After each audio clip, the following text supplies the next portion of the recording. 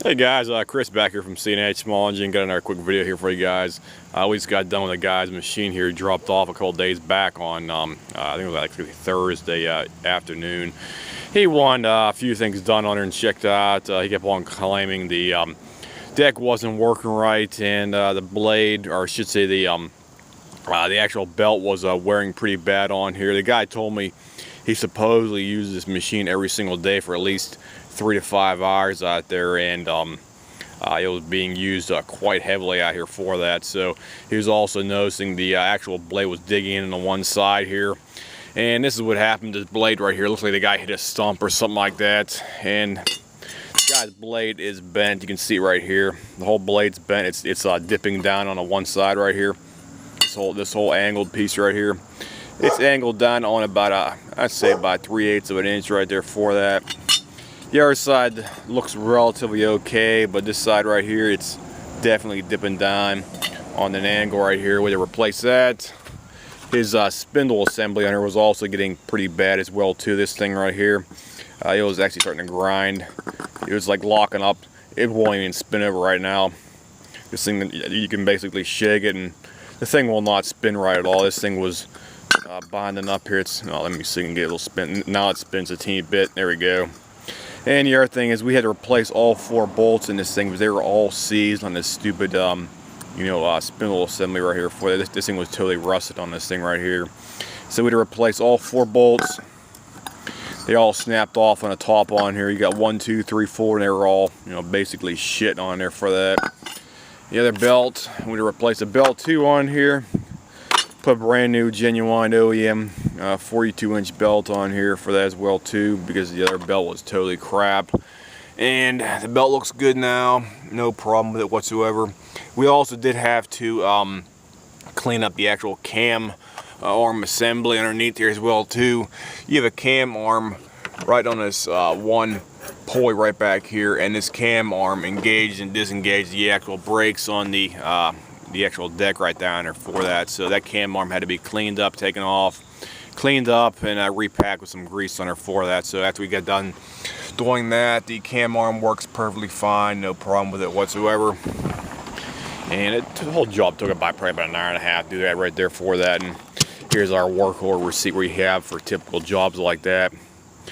Good old work order receipt.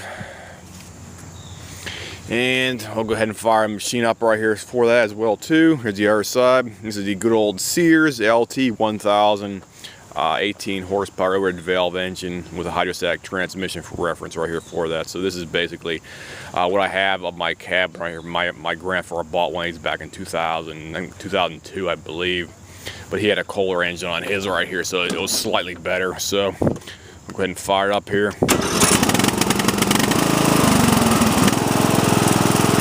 And we'll engage the actual blades.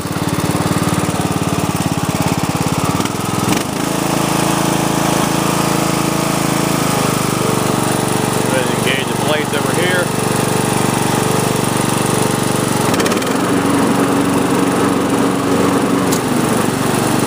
Works good, no problems.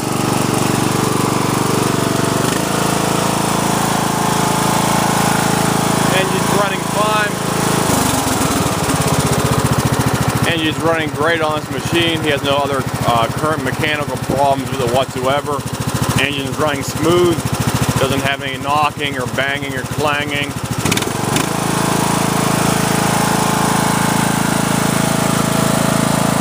Runs great.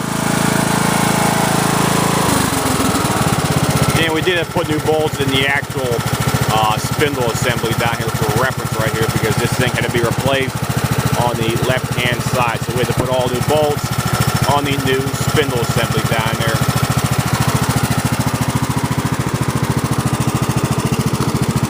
And here's your model number for reference. So you can give it a good shot here for you guys. We can zoom in on it.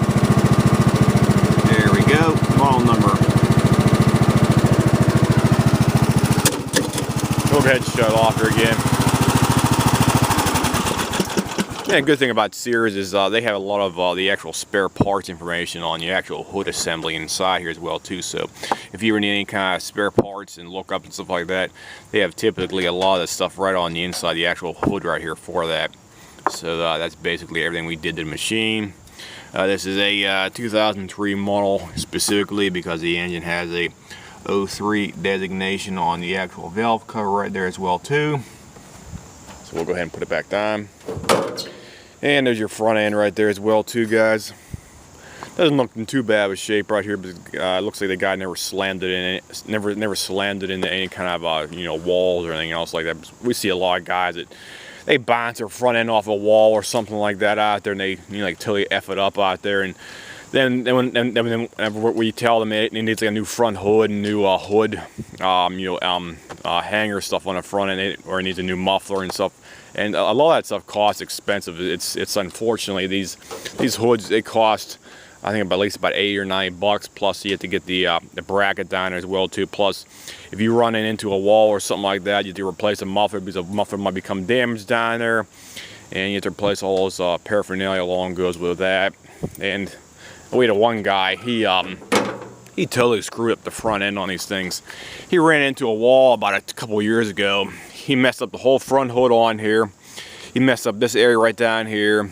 He messed up the muffler area. I mean, he also damaged the hangers right here for the actual deck, and we had to replace all that stuff. Basically, what we did was we gave him an estimate for repair and to replace it, and he didn't want it done because it was going to be like, I think, like $300 for all that stuff right there. Plus, he also damaged the one axle side on the the left side over here as well too. So that thing would also have to be replaced as well too. But it was not going to be cost effective because the guy simply did not want to put any kind of money into the machine. And I told him, sir, you're looking at least $250 for the work on her, and he didn't want it done. But this one right here, the guy did not really seriously abuse the machine. It still looks in the overall great shape, so there's no real major issues with it whatsoever.